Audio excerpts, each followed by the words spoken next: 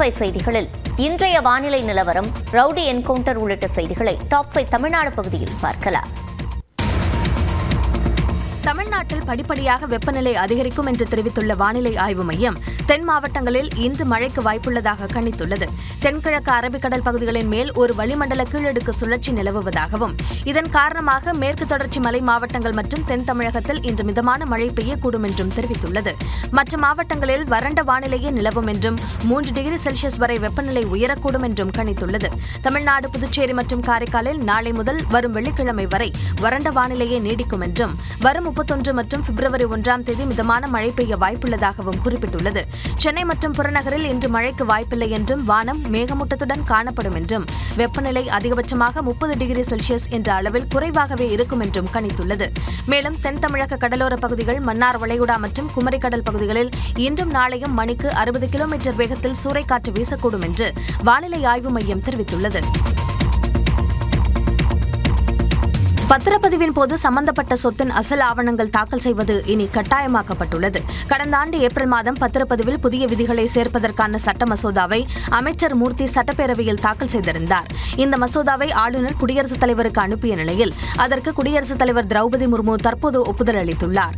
அதன்படி இனி எந்தவொரு சொத்தையும் விற்பனை செய்யவோ அல்லது தானமாக வழங்கவோ அந்த சொத்தின் அசல் ஆவணம் கண்டிப்பாக தாக்கல் செய்யப்பட வேண்டும். இதற்கு முன்பு அசல் ஆவணம் தொலைந்துவிட்டதாக பொய்யாக புகார் அளித்தும் நகல் ஆவணங்களை வைத்தும் முறைகேடாக சொத்து பதிவுகள் நடப்பதாக புகார்கள் எழுந்தன. தற்போது பொய் தகவல்களை அளிப்பவர்களுக்கும் உடந்தையாக இருக்கும் அதிகாரிகளுக்கும் 3 முதல் 7 ஆண்டுகள் வரை சிறை தண்டனை விதிக்க இந்த சட்டம் வழிவகை செய்துள்ளது. அதே நேரம் அரசு அல்லது உள்ளாட்சி அமைப்புகள் நிலங்களை மாற்றும் போது இதற்கு விதிவிலக்கு அளிக்கப்பட்டுள்ளது. மேலும் நீதிமன்றத்தின் மூலம் சொத்து விற்பனை, குடும்பத்திற்குள் நடக்கும் பாக பிரிவினையின் போது ஒருவரிடம் மட்டும் அசல் இருந்தால் போதுமானது. மூதாதையர் சொத்துக்கு மூலப்பத்திரம் இல்லையெனில் வருவாய்த்துறையில் பட்டா சமர்ப்பிக்க வேண்டியது அவசியம் என்றும் அசல் ஆவணங்கள் தொலைந்து போயிருந்தால் காவல்துறையில் புகார் அளித்து கண்டறிய முடியவில்லை என்ற சான்றிதழ் பெற வேண்டும் என்றும் அறிவுறுத்தப்பட்டுள்ளது. ரவுடி வெள்ளைக்காளியை கொலை செய்ய முயன்ற வழக்கில் கைதான மற்றொரு ரவுடி அழகுராஜா என்கவுண்டரில் சுட்டுக் கொல்லப்பட்டார். மதுரையைச் சேர்ந்த ரவுடி வெள்ளைக்காளியை கடந்த 24ஆம் தேதி வழக்கு விசாரணைக்காக புதுக்கோட்டை நீதிமன்றத்தில் ஆஜர்படுத்திய காவல்துறையினர் பின்னர் சென்னைக்கு வாகனத்தில் அழைத்து சென்று கொண்டிருந்தனர். திருச்சி சென்னை தேசிய நெடுஞ்சாலையில் பெரம்பலூர் திருமாந்துறை சுங்கச்சாவடி அருகே வாகனத்தை நிறுத்தி ஹோட்டலில் உணவருந்தினர். அப்போது அங்கு 2 கார்களில் வந்த 15க்கும் மேற்பட்டோர் அடங்கிய கும்பல் உணவகத்தின் மீது அடுத்தடுத்து 6 பெட்ரோல் குண்டுகளை வீசி வெள்ளைக்காளியை கொலை செய்ய முயன்றது. இந்த சம்பவம் தொடர்பாக காவல்துறையினர் 5 தனிப்படைகள் அமைத்து விசாரித்து வரும் நிலையில் அழகுராஜா என்ற ரவுடியை நேற்று மாலை கைது செய்தனர்.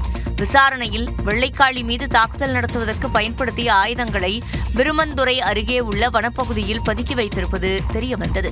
இதனையடுத்து வனப்பகுதியில் பதுக்கி வைத்திருந்த ஆயுதத்தை எடுக்க அழைத்துச் சென்ற போது காவலர்கள் மீது நாட்டு வெடிகுண்டு வீசி தாக்கியதாக கூறப்படுகிறது. உதவி ஆய்வாளர் சங்கரை அழகுராஜா அறிவாளால் வெட்டிவிட்டு தப்பியோட முயன்றதாக காவல்துறை கூறியுள்ளது. உடனடியாக காவல் ஆய்வாளர் நந்தகுமார் துப்பாக்கியால் சுட்டதில் தலையில் பலத்த காயமடைந்து அழகுராஜா உயிரிழந்ததாக காவல்துறை தெரிவித்துள்ளது. காயமடைந்த உதவி ஆய்வாளர் சங்கர் பெரம்பலூர் அரசு தலைமை மருத்துவமனையில் சிகிச்சைக்காக அனுமதிக்கப்பட்டுள்ளார். விஜயின் ஜனநாயகன் பட சென்சார் வழக்கில் சென்னை உயர்நீதிமன்றம் இன்று தீர்ப்பளிக்கிறது. பொங்கல் வெளியீடாக திரைக்கு வரவிருந்த ஜனநாயகன் படத்தை பார்த்த தணிக்கை வாரியம் சென்சார் வழங்க மறுத்து மறு ஆய்வு செய்ய பரிந்துரை அளித்தது. இதை எதிர்த்து அந்த படத்தை தயாரித்துள்ள KVN நிறுவனம் சென்னை உயர்நீதிமன்றத்தில் வழக்கு தொடுத்தது. இந்த வழக்கை விசாரித்த தனி நீதிபதி PT ஆஷா உடனடியாக சென்சார் வழங்க உத்தரவிட்டு மறு ஆய்வு பரிந்துரையை ரத்து செய்தார். தனி நீதிபதியின் உத்தரவை எதிர்த்து உடனடியாக மேல்முறையீடு செய்த தணிக்கை வாரியம் தனி நீதிபதியின் உத்தரவுக்கு இடைக்கால தடையை பெற்றது. இந்த நிலையில் கடந்த 20ஆம் தேதி தலைமை நீதிபதி அமர்வில் மீண்டும் காரசார விவாதம் நடைபெற்றது. திரைப்படத்திற்கு தயாரிப்பாளர்கள் சான்று பெறும் முன்பு வெளியீட்டு தேதியை எப்படி அறிவிக்க முடியும் என்று நீதிமன்றம் கேள்வி எழுப்பியது. மேலும் ஒரே நாளில் அனைத்து நீதிமன்ற நடைமுறைகளையும் முடித்து உத்தரவு பெற வேண்டும் என்பதை ஏற்க முடியாது என்றும் தெரிவித்திருந்தது. இந்த வழக்கில் தேதி குறிப்பிடாமல் தீர்ப்பு ஒத்திவைக்கப்பட்ட நிலையில் சென்னை உயர்நீதிமன்றம் இன்று காலை முதல் வழக்காக தீர்ப்பு வழங்குகிறது.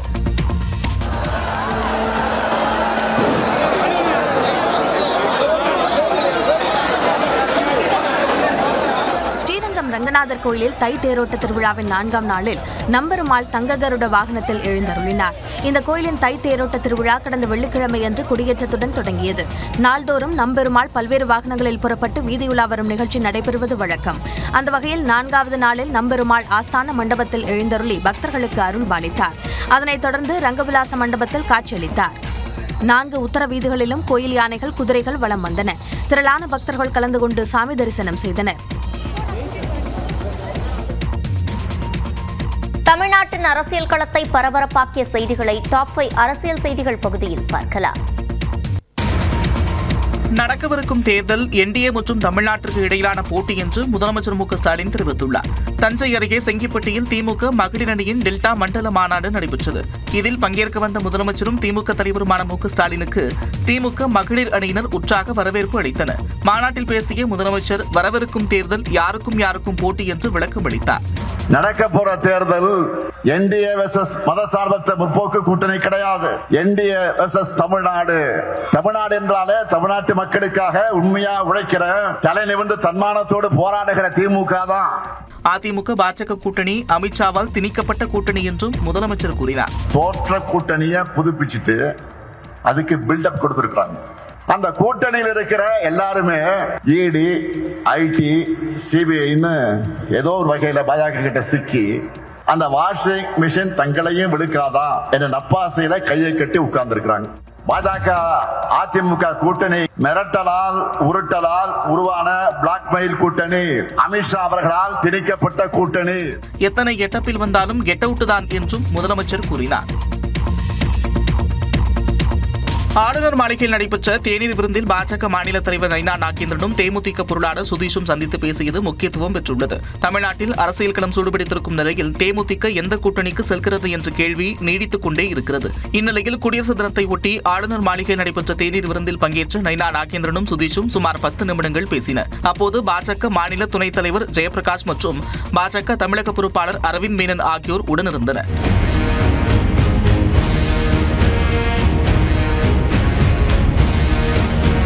எனினும் இந்த சந்திப்பு குறித்து செய்தியாளர்களின் கேள்விக்கு பதிலளிக்காமல் சுதீஷ் சென்றார்.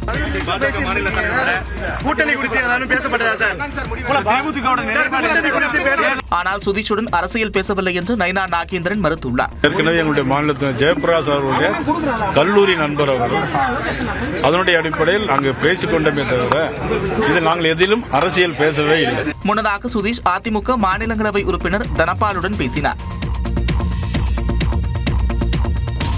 வார்டுல பூத்து கமிட்டி போறதுக்கு ஆள் இல்லாத கட்சி அது இன்னைக்கு அந்த அளவுக்கு பேசுறாங்கன்னா மனது ரொம்ப வேதனையா இருக்கு. காங்கிரஸ் குறித்து மதுரை வடக்கு தொகுதி திமுக எம்எல்ஏ தளபதி தெரிவித்த கருத்துதான் இது. மதுரை மாநகரில் திமுக சார்பில் வீரவணக்க நாள் பொதுக்கூட்டம் நடைபெற்றது. இதில் பேசிய திமுக எம்எல்ஏ தளபதி ஆட்சியில் பங்கு என்ற கோரிக்கை எழுப்பிய காங்கிரஸ் தலைவர்களை கடுமையாக சாடினார். காங்கிரஸ் நண்பர்கள் ஒரு சில பேர் இருக்காங்க. நானே பேரை சொல்றேன், மாணிக்க தாவூர் இருக்காரு, ஜோதிமணி அவங்க எம்பி ஆகிட்டாங்க. அதனால இந்த வர்ற எம்எல்ஏ ஆனா ஆகலைன்னு சொல்லி அதுல பங்கு வேணும் இதுல பங்கு வேணும்ன்றான். இதெல்லாம் தலைமை புரிஞ்சு அடுத்தவங்களுக்கு சீட்டே கொடுக்க கூடாது, நம்ம கொடுக்க விடக்கூடாது. இல்லைன்னா நம்ம ஆளு அதுக்கான வேலையை பார்ப்பாங்க. தொடர்ந்து பேசிய அவர் இந்தியா கூட்டணி வலுவாக இருக்க திமுக உள்ளிட்ட மாநில கட்சிகள் தான் காரணம் என்றார். மாண்புமிகு அண்ணன் ஸ்டாலின், 2வது மம்தா பானர்ஜி, அகிலேஷ் யாதவ், நாங்க 3 பேர் தான் மெயினா இருந்து இந்த இந்தியா கூட்டணியை காப்பாத்திக்கு இருக்கோம். 3000 ஓட்டு 4000 ஓட்டு மட்டும் தான் இருக்கு, ஆள் கிடையாது. வார்டுல பூத்து கமிட்டி போறதுக்கு ஆள் இல்லாத கட்சி அது இன்னைக்கு அந்த அளவுக்கு பேசுறாங்கன்னா மனது ரொம்ப வேதனையா இருக்கு. திமுக எம்எல்ஏ தளபதியின் இந்த பேச்சு கூட்டணியில் சலசலப்பை ஏற்படுத்தியுள்ளது. பூத் கமிட்டி போடக்கூட ஆட்கள் இல்லாத கட்சி காங்கிரஸ் என்று திமுக எம்எல்ஏ கோ தளபதி விமர்சித்திருந்த நிலையில் அதிகார திமிருடன் இருந்தால் தோழமை கட்சிகள் அமைதியாக இருக்கும் காலம் முடிந்துவிட்டது என்று காங்கிரஸ் எம்பி மாணிக்கம் தாக்கூர் பதிலளித்துள்ளார். இது தொடர்பாக எக்ஸ் பக்கத்தில் பதிவிட்டுள்ள அவர், மதுரை வடக்கு தொகுதியில் காங்கிரஸ் வேட்பாளர் நிற்க வேண்டும் என காங்கிரஸ் தேசிய தலைமையிடம் கோரிக்கை வைக்க இருப்பதாகவும், தன்மானம் காக்க சிலருக்கு பாடம் புகட்ட வேண்டும் என்றும் பதிவிட்டுள்ளார். அதேபோல காங்கிரஸ் கட்சியை தொடர்ந்து பொதுவெளியில் அவமதிப்பதை வேடிக்கை பார்க்க முடியாது என பதிவிட்டுள்ள காங்கிரஸ் எம்பி ஜோதிமணி, கூட்டணி தர்மத்திற்காகவும் முதலமைச்சர் அண்ணனுக்காகவும் அனுசரித்து போவதாக தெரிவித்துள்ளார். இதனிடையே மணப்பாறையில் செய்தியாளர்களிடம் பேசிய அவர், தங்கள் கூட்டணி அடிமை கூட்டணி இல்லை என்றார். சில கருத்து வேறுபாடுகள் இருக்கதான் செய்யும். ஏற்றுக்கொள்ள முடியாத ஒரு கருத்தை ஒருவர் சொல்வாராயானால் அதுக்கு பதில் சொல்ல வேண்டிய கடமையும் பொறுப்பும் காங்கிரஸ் கட்சிக்கும் காங்கிரஸ் கட்சி நாடாளுமன்ற உறுப்பினர்களுக்கு இருக்கு. பட் அது நாங்க ஒன்றும் அடிமை கூட்டணி கிடையாதுல்ல. ஆட்சியில் பங்கு என்ற கோரிக்கையை தொடர்ந்து திமுக காங்கிரஸ் இடையே வார்த்தை மோதல் ஏற்பட்டுள்ளது. பிளாக் டிக்கெட்டை தடுக்க முடியாதவரால் ஊழலை எப்படி ஒழிக்க முடியும் என விஜய் குறித்து அமமுக பொதுச் செயலாளர் டிடிவி தினகரன் சாடியுள்ள நிலையில் விஜய் வாயால் வடை சுடுவதாக முன்னாள் அமைச்சர் செல்லூர் ராஜு விமர்சித்துள்ளார். ஊழல் ஒழிப்புங்கிறீங்களா? நீங்க உங்க படத்தை பிளாக் டிக்கெட்டை வித்து தானே உங்க அந்த ஊழலே உங்களால ஒழிக்க முடியல. 100 ரூபாய் 150 ரூபாய் டிக்கெட் 1000 2000 ரூபாய்க்கு விற்கிறானா, அதை கூட உங்களால ஒழிக்க முடியல. நீங்க என்ன நாட்டு ஊழல்? முதல்ல வெளியில வாங்க சார். வாயிலே அல்வா கொடுப்பாங்க, வாயிலே வடை சுடுறாங்க. விஜய் என்ன சுடுறாருன்னு நீங்க எங்க ஒவ்வொரு வீட்டில் இருக்குங்கண்ணா. எந்த வீட்டில் இருக்கு? எத்தனை வீட்டில் ஒரு போய் நுழைஞ்சு பார்த்தாரு? எப்படி கணக்கு எடுத்தாரு? சென்சஸ் எப்படி எடுத்தாரு? சும்மா சொல்றது அந்த பில்டப் தான். இப்ப கதாநாயகனா இருந்தவருக்கு பில்டப் தானே கொடுப்பாங்க. கூடுதல் சக்தி அவரோட வருவதற்கு கூட பல பேர் தயாராக இல்லை. ஏனென்றால் அனுபவம் இல்லை அரசியலில் என்பதை அவர் புரிந்து கொள்ள வேண்டும். தம்பி விஜய் அவர்கள் உண்மையிலேயே திமுகவை தோற்கடிக்க வேண்டும் என்று உங்கள் எண்ணம் இருந்தது என்றால், நான் விஜய் ஒரு ஜீரோ மாதிரி, இப்ப ஜீரோன்னு சொல்லல, விஜய் ஒரு ஜீரோ மாதிரி. ஜீரோ தனியா இருந்தா வேல்யூ கிடையாது. ஆனா அதே ஜீரோ இன்னொருத்தங்க கூட சேர்ந்தா வேல்யூ.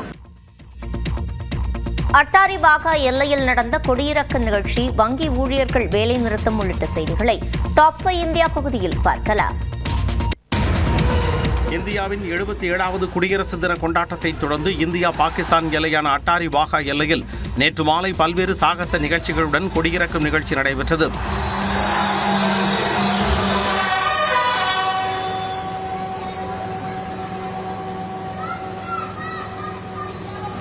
இருசக்கர வாகனங்களில் அசாத்தியமாக சாகசம் செய்த வீரர்களின் கரங்களில் தேசிய கொடியும் ராணுவ கொடிகளும் பட்டொடி வீசி பறந்தன.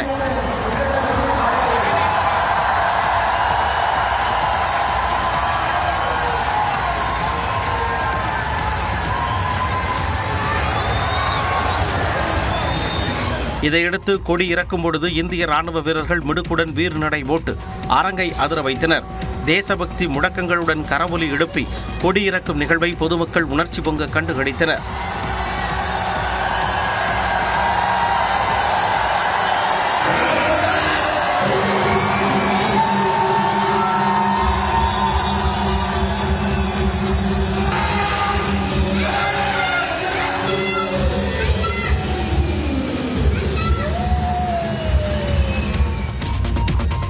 அட்டாரி வாகா எல்லையில் கொடியிறக்க நிகழ்ச்சியின் போது ராணுவத்தில் உள்ள நாய்கள் செய்த சாகசங்கள் அனைவரையும் வியப்பில் ஆழ்த்தின. கயிற்றில் நடந்தும் வாகனத்தில் இருந்து தாவி குதித்து துல்லியமாக இலக்கை பிடித்தும் நாய்கள் கவனம் ஈர்த்தன. ராணுவ வீராங்கனைகள் துல்லியமாக துப்பாக்கிகளை சுழற்றியது பார்வையாளர்களை சிலிப்படைய செய்தது. பாரம்பரிய கலைகளில் சளைத்தவர்கள் அல்ல என்பதையும் ராணுவ வீரர்கள் பறைசாற்றினர்.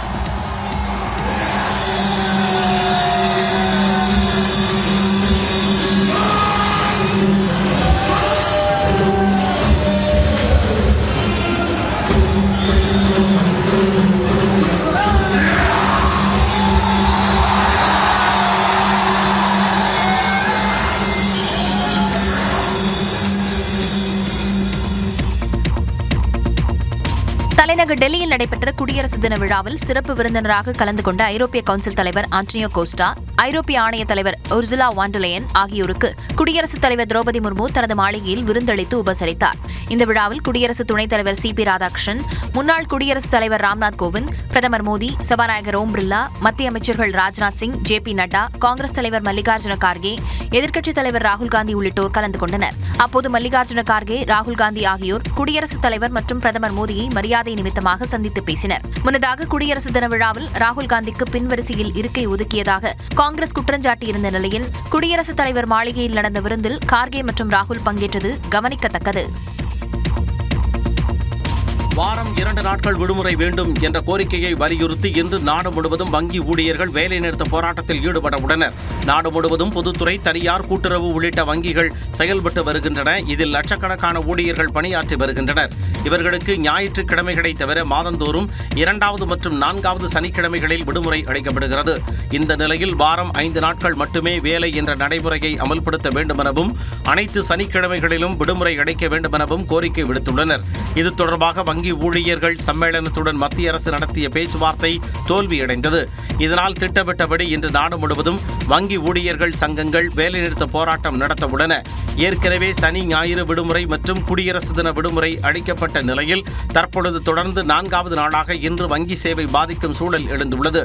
இதனிடையே வங்கி ஊழியர்கள் போராட்டம் காரணமாக வாடிக்கையாளர்களுக்கு சேவை குறைபாடு ஏற்படக்கூடாது என டெல்லியில் நடைபெற்ற நிதித்துறை செயலர் தலைமையிலான அவசர ஆலோசனை கூட்டத்தில் வங்கிகளுக்கு அறிவுறுத்தப்பட்டுள்ளது.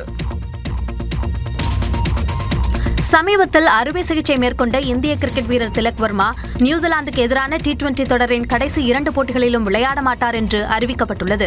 இந்தியாவிற்கு சுற்றுப்பயணம் மேற்கொண்டுள்ள நியூசிலாந்து அணி 3 ஒருநாள் போட்டிகள் 5 T20 போட்டிகளை கொண்ட தொடர்களில் விளையாடி வருகிறது. இதில் விளையாடும் இந்திய T20 அணியில் இடம்பெற்றிருந்த நட்சத்திர வீரர் திலக் வர்மாவுக்கு விஜய் ஹசாரே தொடரில் விளையாடிய போது காயம் ஏற்பட்டது. இதையடுத்து அறுவை சிகிச்சை மேற்கொள்ளப்பட்டதால் நியூசிலாந்திற்கு எதிரான T20 தொடரின் முதல் 3 போட்டிகளில் திலக் வர்மா பங்கேற்க மாட்டார் என்று BCCI அறிவித்தது. அவருக்கு பதிலாக அணியில் ஸ்ரேயஸ் ஐயர் சேர்க்கப்பட்டார். இதற்கிடையில் மற்ற வீரர்களுடன் திலக் வர்மா உடற்பயிற்சி மேற்கொள்ளும் வீடியோக்கள் வெளியான நிலையில் விரைவில் அவர் களமிறங்குவார் என்று எதிர்பார்க்கப்படுகிறது. ஆனால் உடல்நிலை இன்னும் முழுமையாக குணமடையாததால் கடைசி 2 T20 போட்டிகளிலும் திலக் வர்மா விளையாட மாட்டார் என்று BCCI தெரிவித்துள்ளது. எனவே ஸ்ரேயஸ் ஐயரே அந்த போட்டிகளில் களமிறங்க உள்ளார். வரும் 1ஆம் தேதி நடைபெறவுள்ள T20 உலகக்கோப்பைக்கான பயிற்சி போட்டியில் திலக் வர்மா பங்கேற்பார் என்று தெரிவிக்கப்பட்டுள்ளது. அமெரிக்காவை தாக்கிய பனிப்புயல், கனமழையால் மொசாம்பிக்கில் துண்டிக்கப்பட்ட சாலைகள் உள்ளிட்ட செய்திகளை டாப் 5 உலகம் பகுதியில் பார்க்கலாம். அமெரிக்காவை அச்சுறுத்திய பனிப்புயலால் சுமார் 18 கோடி மக்கள் பாதிக்கப்பட்டுள்ளனர். அமெரிக்காவில் முன்னெப்போதும் இல்லாத அளவாக தெற்கு ராக்கி மலைத்தொடர் தொடங்கி நியூ இங்கிலாந்து வரை கடும் பனிப்பொழிவு நிலவுகிறது.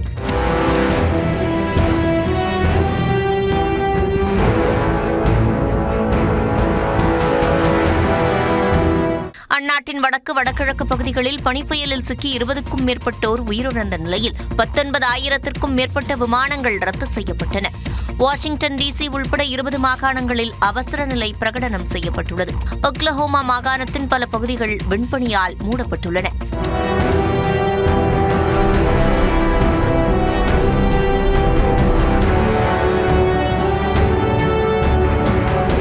போக்குவரத்து முடங்கியுள்ள நிலையில் ஊழியர்கள் சாலைகளை சீரமைத்து வருகின்றனர்.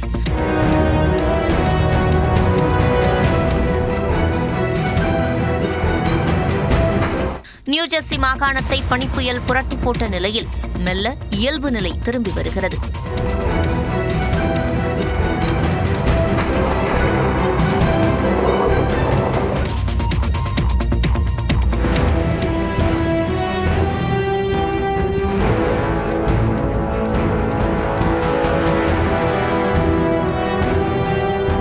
அமெரிக்காவை சக்தி வாய்ந்த பனிப்புயல் தாக்கிய நிலையில் நியூயார்க்கில் புகழ்பெற்ற டைம்ஸ் சதுக்கத்தில் பனிப்பொழிவால் வெண்மை நிறமாக மாறிய காட்சிகள்தான் இவை. வரலாறு காணாத பனிப்புயல் தாக்கத்தால் நியூயார்க்கில் பள்ளிகளுக்கு விடுமுறை அறிவிக்கப்பட்டது. தற்காலிக முகாம்கள் திறக்கப்பட்டுள்ளன. சாலைகளை சீரமைக்கும் பணிகள் முடுக்கிவிடப்பட்டுள்ளன. மீட்பு மற்றும் நிவாரணப் பணிக்காக தேசிய காவல் படையினர் களமிறக்கப்பட்டுள்ளதாக மாகாண ஆளுநர் கேத்தி ஹோச்சுல் தெரிவித்துள்ளார்.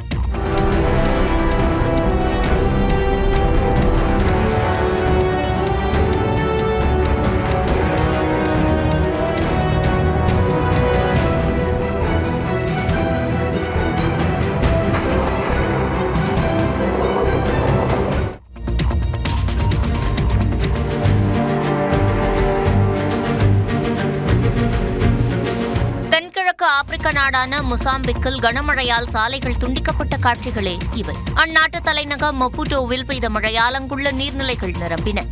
மப்புட்டோவில் இருந்து அந்நாட்டின் தெற்கு மாகாணங்களுக்கு செல்லும் வழியில் உள்ள ஆற்றில் கனமழையால் வெள்ளம் ஏற்பட்டது.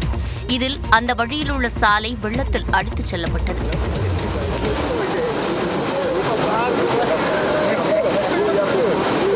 சாலை உடைந்த பகுதி கடல் போல காட்சியளிக்கும் நிலையில் தலைநகரிலிருந்து பல்வேறு பகுதிகளுக்கு அத்தியாவசிய பொருட்களை கொண்டு செல்லும் பணி பாதிக்கப்பட்டது. அந்த பாதையின் ஒரு பக்கத்தில் வாகனங்கள் வரிசையாக நிறுத்தி வைக்கப்பட்டுள்ளன.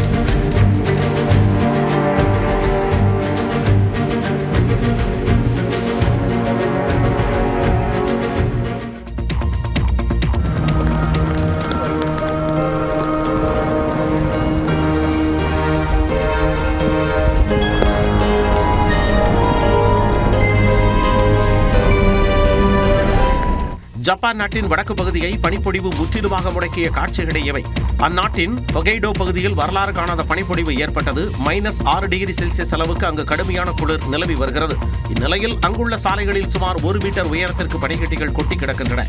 பல்வேறு இடங்களில் வீடுகள், கடைகளுக்கு முன் கொட்டி கிடக்கும் பனிக்கட்டிகளால் இயல்பு வாழ்க்கை பாதிக்கப்பட்டுள்ளது.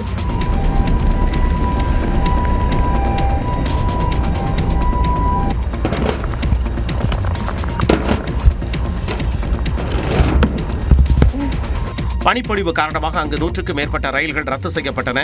மேலும் அங்குள்ள நியூ சிட்டோஸ் விமான நிலையத்தில் பல விமானங்களின் சேவை ரத்து செய்யப்பட்டதால் 7000த்திற்கும் மேற்பட்ட பயணிகள் விமான நிலையத்திலேயே தங்கும் நிலை ஏற்பட்டது.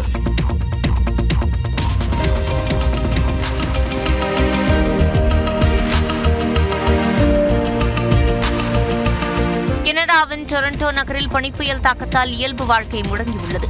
அமெரிக்காவை தாக்கிய பனிப்புயல் தென்கிழக்கு கனடா நோக்கி நகர்ந்தது. இதனால் டொரண்டோ உள்ளிட்ட நகரங்களில் பனிமழை கொட்டி வருகிறது.